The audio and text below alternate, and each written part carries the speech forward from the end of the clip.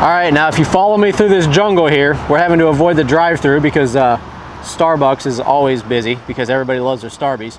But nonetheless, one of the things that we got to assess is the concrete drive-through.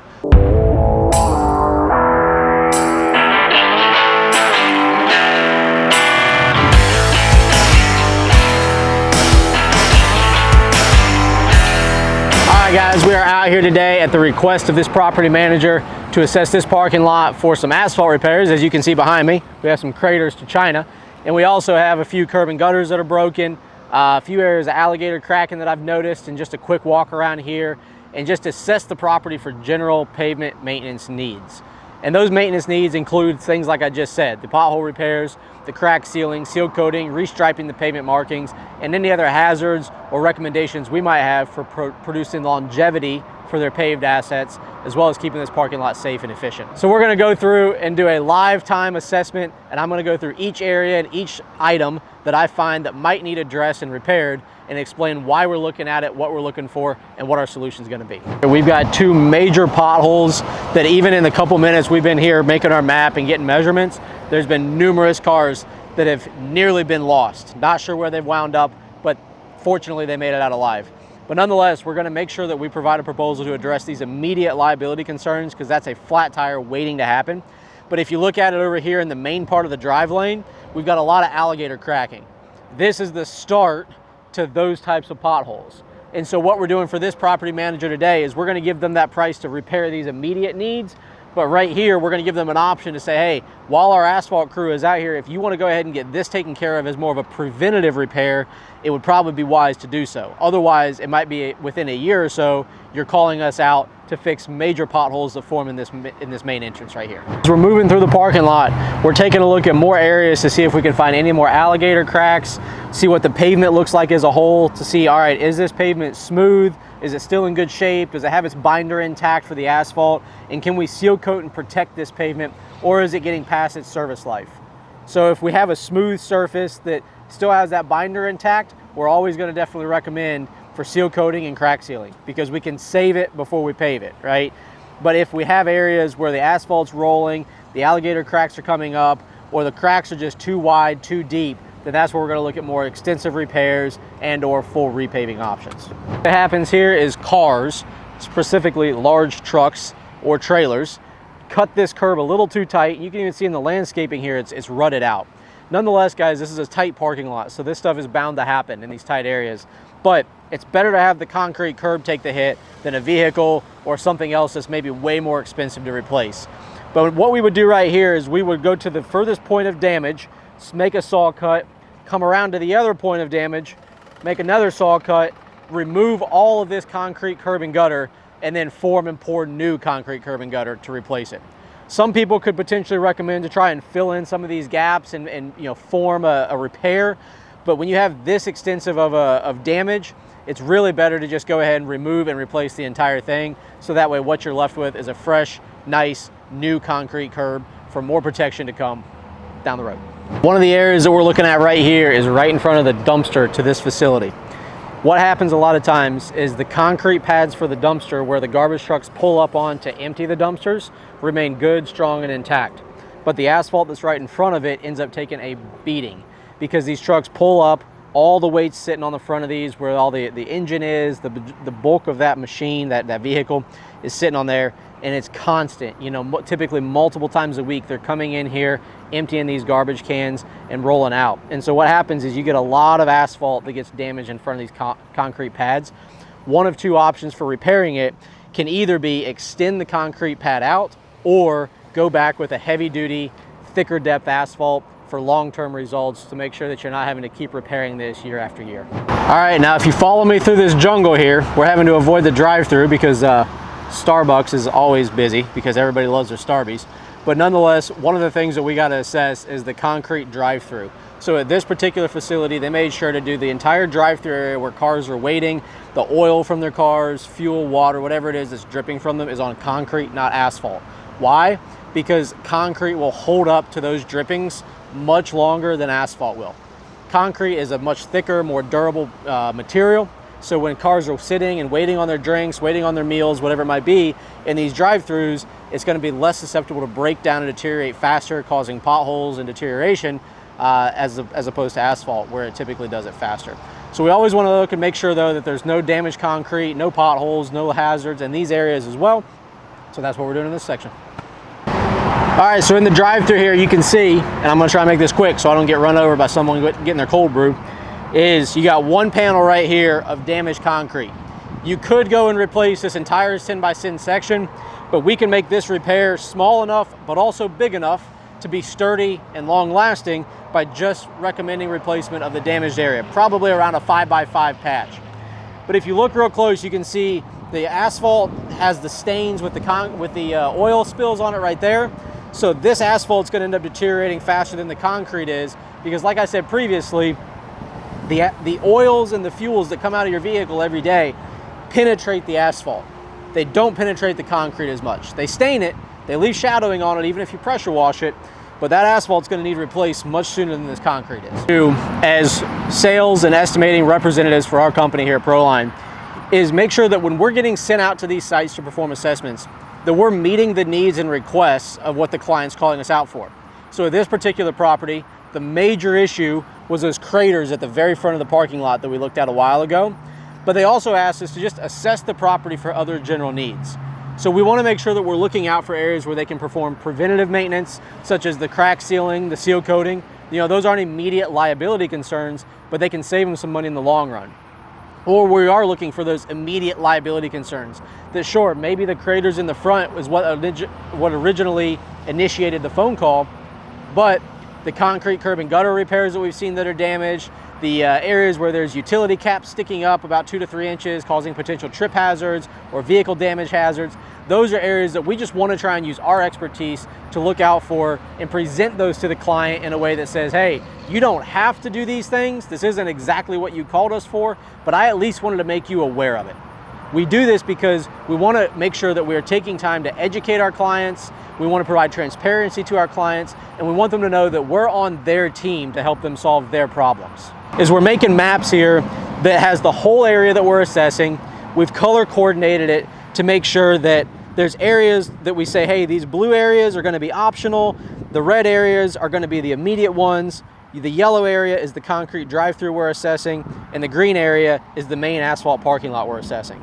So that way we provide that full amount of transparency to the client to say, this is what we found, this is what we believe is immediate and pressing, this is what we think that you should consider or keep on the back burner. And then on the proposal, we separate the line items out accordingly, so that way when we present it to them, it's not just one big package slap of everything that we recommend to fix. They can see and break it down to the order of their importance and make decisions based off of what they need to accomplish at that specific time. So one of the other things that we assess on the parking lot is the need for crack sealing. You might have heard me mention it briefly previously, but nonetheless, what we always tell folks is these cracks, just like this one here, that runs right perfectly down the middle of this drive lane because it's at a paver seam where the paver ran 2 separate lines to lay the asphalt originally, those are the ideal candidates to seal with hot melted rubber and keep the water from getting out underneath the pavement. You get the little offshoots to start connecting these long straight cracks. Those are what we want to seal as well. You can start getting some more squirrely ones mixed in there, but when it gets too much like the alligator cracking where it looks like a big puzzle piece put together that's all broken and mixed up, I always tell people crack sealing that's like putting Scotch tape on a broken vase. It looks like you did something, but you actually provided no value in the long run. All right, we got that site visit wrapped up here in Salisbury. Now we're heading down to Fort Mill area to look at 2 more properties. And the old GPS tells me that we've got a little over an hour drive. Let's get comfy. All right, we are out here at stop number 2 for today, assessing a potential beginning of a sinkhole problem for one of our clients. So they called me on, I think it was Thursday or Friday last week. We're out here on a Monday today about this asphalt that's deteriorating right here by this drain in the curb and gutter. And we've seen this happen a couple of times. And so based on what I've learned and our experience is what has happened is at some point along the way here, water found a path of least resistance that was easier than going into the drain, right? AKA it could also be groundwater that was moving underneath here that wasn't even surface level. But nonetheless, the water was moving through underneath this asphalt and potentially underneath the curb here. But what happens is when it goes through there, just like anything else you see on the surface of dirt or pavement, anything like that, water will erode away the dirt and the base that's underneath here. And so as it rains or as the sprinkler systems run for this property, water that's designed to be directed at this drain right here will end up falling short and go into that hole. And so what happens is that water just continues to expedite that erosion process. And before you know it, you have something that can be, go from this 1 foot by 3 foot section of asphalt that's missing to next thing you know, you've got a 5 by 5 sinkhole. And you've got a massive liability hazard that could swallow up a small child. So what we want to do is we're going to take about a 10 by 10 area, peel off this asphalt, and then we're going to start exploring about 2 to 3 feet underneath the pavement, underneath the curb and gutter, or until we find like a good steady base or figure out where the gap is, where the cavity is that's sucking water through here. And then from there, we'll look at 2 options. Either one, we'll be able to more or less kind of shore it up and backfill it with stone, and then compact it and then put asphalt back on top of it. Or if it's a big enough area, what we would look at doing is installing flowable fill concrete, also known as excavatable concrete. So it can go into all the cavities, all the veins of the base underneath here where water could potentially be going. And so it fills those in, it hardens, it stops the water from going through those areas, and then we can build up on top of that. We've done it a couple times where we have to put the flowable fill in, backfill with stone, and then top it with about 3 inches of asphalt. But more or less, we won't know exactly what the solution is until we get in there and find out what the cause of this problem is. We are out here at property 3 of 3 today on our site visit tour. This one, as you can see, is pretty darn empty, but what better time to seal coat, crack seal, and stripe your parking lot than when it's empty? So I believe this facility is probably going to be having some changing in their staffing, or going from remote work to in-person work. I'm not exactly sure, but nonetheless, they're wanting to maintain and preserve this parking lot right here by asking us to come out and perform a proposal and to put together a scope of work for seal coat, crack seal, and restripe. This parking lot is in perfect condition to do those services. The asphalt is still nice and smooth. The binder is intact for the pavement. The cracks are pretty uniform. They're nice, long, and they connect nicely, so we don't have a ton of alligator cracking to worry about. And overall, the lot's in good condition. So when folks are wanting to make sure that they're preserving their pavement as opposed to being behind the 8 ball and having to fix it, this is what we like to see. So that's what we're doing out here. We got to get some photos. We got the iPad already put out. We're starting to sprinkle a little bit in the air, so I'm trying not to keep the screen exposed. But nonetheless, we're out here knocking them out. 3 of 3 done today. We got training going on. We've got assessments going on, and we got the media master behind the camera. Cracks in the asphalt. It's oftentimes overlooked by the property managers and the facility managers because they're keeping an eye out for more repairs that need to be made, trip hazards, liabilities, those big red flags that stick out. But these pesky little cracks that are starting to form right here, they're about 1/4 of an inch wide or so on this parking lot in this area. These are the ones that we really got to look out for. You've heard us say it before, save it before you pave it, right? And so if you crack seal these, if we put the hot melted rubber, not the, the stuff you buy on the shelves at the store, but actual, industrial grade rubber, and you get that installed on these cracks and you prevent that water from getting to that base, well, it's going to keep everything solid longer and going to keep your asphalt intact longer. So that's something we definitely try to tell a lot of folks that when we go out that sometimes gets overlooked by our clients, not at any fault of their own. It's because they're looking for bigger problems that they need to address as opposed to the small ones that sneak up on you and cost you a whole lot more later. So one of my favorite things about doing site assessments is the fact that we get to see every single project before anything happens to it, right? So we get the blank canvas, or we get the befores, before the after happens. Because a lot of people, you get caught up in the grind of getting it done and putting the product down or doing the layout or, putting the finishing touches on it. But to be able to be the individual that gets to come out here and see all the befores, see all the open cracks, see the dirt that we're gonna have to get cleaned off, see the pavement that we're gonna have to seal, like that part is actually very rewarding, because you're one of the few people who really gets to take in how a project starts before it gets underway. And so when we come out here and we get to do these site assessments, we're truly looking for how can we make this property better? How can we maintain it? How can we save it? How can we preserve it? Because these individuals that hire us on a regular basis trust us and trust our expertise and trust our experience to make sure we're delivering the best solution-based service that we possibly can.